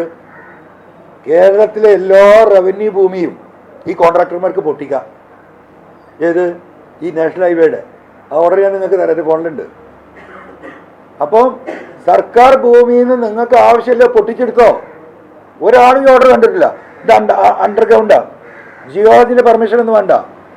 നാഷണൽ NHI ഇവർക്ക് ഇത്രയും ഏരിയ വരുന്ന ഈ വിസ്തൃതിയിൽ പെടുന്ന പാറ പൊട്ടിക്കാൻ ഈ NH വർക്കുമായി ബന്ധപ്പെട്ട് NHI പെർമിറ്റ് ചെയ്തിരിക്കുന്നു. അത് നേരെ ജിയോളജി കൊണ്ടുപോയി കൊടുത്താൽ ആ പ്ലാനിൽ ഒരു സീലടിച്ച് കൊടുക്കും. പിറ്റേന്ന് രാവിലെ അവർക്ക് ബ്ലാസ്റ്റ് ചെയ്യാം. മൈനിങ് ലൈസൻസ് വേണ്ട, ബ്ലാസ്റ്റിംഗ് ലൈസൻസ് വേണ്ട, ഒന്നും വേണ്ട. ആരതാ പൊട്ടിക്കുന്നത്? ഈ നാടിൻ്റെ പൊതുസ്വത്ത്. അപ്പം ആ രീതിയിൽ എല്ലാ മേഖലയിലും ഇതിപ്പോൾ എന്ത് നമ്മൾ വിസ്തരിക്കാൻ നിന്നാൽ തീരൂല. അപ്പം ഒരുപാട് വിഷയങ്ങളുണ്ട്. കഴിഞ്ഞ 4-5 കൊല്ലമായി ഇവിടെ നടന്നുകൊണ്ടിരിക്കുന്ന ഈ തരത്തിലുള്ള ഏർപ്പാട്. പുഴ മുഴുവൻ നിറഞ്ഞ് മണ്ണും മണലും നിറഞ്ഞിക്കുക. എത്ര വട്ടം സർക്കാർ ഓർഡർ ഇട്ടു, നിയമസഭയിൽ ഈ വിഷയം ഉന്നയിച്ച അപ്പോൾ ഓർഡർ ഇടും. അപ്പൊ നിങ്ങൾക്ക് ഇപ്പൊ ഇതൊന്നും കേൾക്കണ്ട അല്ലേ? അല്ലല്ല ഇതൊന്നും നിങ്ങൾക്ക് കേൾക്കണ്ട. നിങ്ങൾക്ക് പാകെ കേൾക്കേണ്ട പാർട്ടിന്റെ സ്ട്രക്ചറാണ്. എനിക്ക് പറയാൻ സൗകര്യമില്ല, വിട്ടേക്ക്. ഈ നാട് നേരിടുന്ന ഇത്ര വലിയൊരു വിഷയം സംസാരിക്കുമ്പോൾ അതിന്റെ അടിയിൽ നിങ്ങൾക്ക് സമയമുണ്ടല്ലോ, നിങ്ങൾ അപ്പ ചോദിക്ക്. ഞാൻ ഈ നാട് നേരിടുന്ന അഴിമതി നിങ്ങളുടെ മുന്നിൽ അന്വേഷിക്കാൻ വേണ്ടി തുറന്നിടുക. ഞാൻ വായോണ്ട് പറയില്ല, വിത്ത് ഡോക്യുമെന്റാണ് ഞാൻ പറയുന്നത്.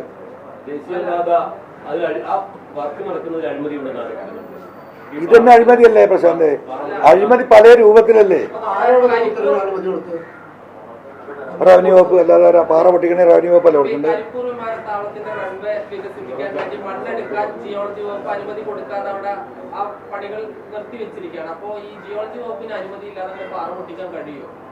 ഒന്നും വേണ്ട, ജിയോളജി വകുപ്പ് അനുമതി കൊടുക്കുന്നതിന്. NHI റെക്കമെൻഡ് ചെയ്താൽ ആ കടലാസ് കൊണ്ട് കോൺട്രാക്ടറെ മാനേജറോ ഒരു സ്റ്റാഫോ ഒരു പ്യൂണോ അവിടെ പോയി കഴിഞ്ഞാൽ ജിയോളജിക്കാർ സീലടിച്ചു കൊടുക്കുകയാണ്. ഞാൻ ഇപ്പൊ തരാം, ഈ പ്രസ് കോൺഫറൻസ് കഴിഞ്ഞ് ഞാൻ താരം തരാം, നിങ്ങൾ കൊടുത്തോ.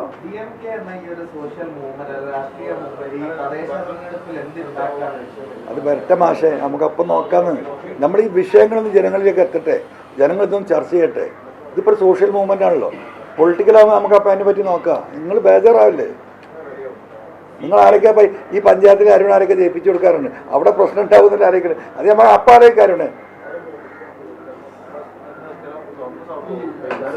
അപ്പളേ ഇനിയിപ്പോ ഈ നൈരാഗ്യൊക്കെ നമുക്ക് അവിടെ പറയാം. എനിക്ക് വയ്യ.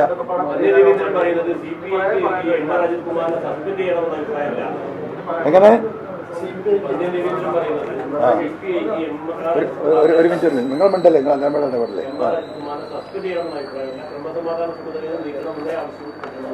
അതാണ് നെക്സസ്. ഈ നാട്ടിലെ എഴുത്തും വായനയും അറിയാത്ത സാധാരണക്കാരും കൂടി ഇത് മനസ്സിലാക്കണം. ഈ കസാരക്കളിയിൽ ആ ചങ്ങാതിനെ അപ്പുറത്തേക്ക് മാറ്റിയിരുത്തിയാൽ പോരാന്നുള്ളത്. അപ്പം എന്താ ഇവർക്കൊരു മനംമാറ്റം? ഇതിപ്പോൾ ഇന്നെന്തായാലും മാറ്റും അയാളെ. ആരെ? അജിത് കുമാറിനെ ഇന്ന് നമ്മളെ യോഗം തുടങ്ങുന്നതിന് മുമ്പായിട്ട് ഇപ്പം തന്നെ ഓർഡർ ഒന്നുകൂടെ ഇല്ല. അയാളെ മാറ്റിയിട്ട് എന്താ കാര്യം? എന്ത് കാര്യം?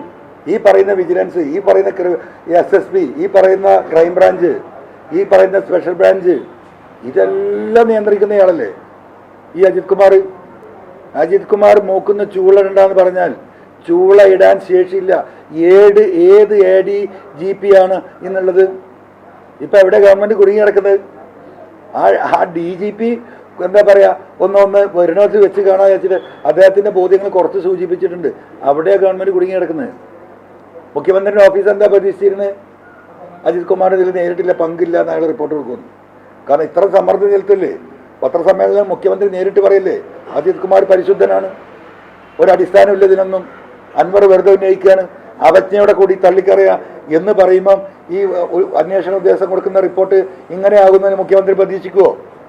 പക്ഷേ CMOയുടെ പ്രതീക്ഷ എന്തായി? അവരുടെ കണക്കൂട്ടൽ തെറ്റി.